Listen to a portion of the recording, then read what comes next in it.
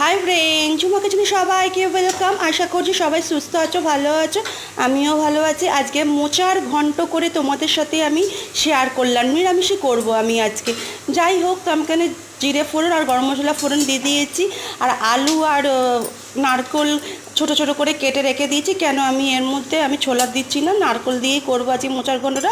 আর মোচার ঘন্ট প্রেশার কুকারে দেখালাম সেদ্ধ করছি। যাই হোক, তো তেলের মধ্যে আলু আর নারকেলটা আমি দিয়ে দিলাম, দিয়ে ভালো করে ভেজে ওর মধ্যে আমি মশলাটা দিয়ে দেবো। মশলা কী করে রেখে দিয়েছি বন্ধুরা, ওই জিরে, ধনে, লঙ্কার গুঁড়ো, হলুদ গুঁড়ো দিয়ে ভালো করে ভিজে রেখে দিই। আর আদা কুচি দিয়েছি। যাই হোক, তো এই মশলা দেওয়ার পর ওর মধ্যে একটু নুন, একটু মিষ্টি ভালো করে দিয়ে নেড়ে চেড়ে টমেটোও দিয়েছি, দিয়ে তারপর মোচা সেদ্ধটা দিয়ে দিলাম।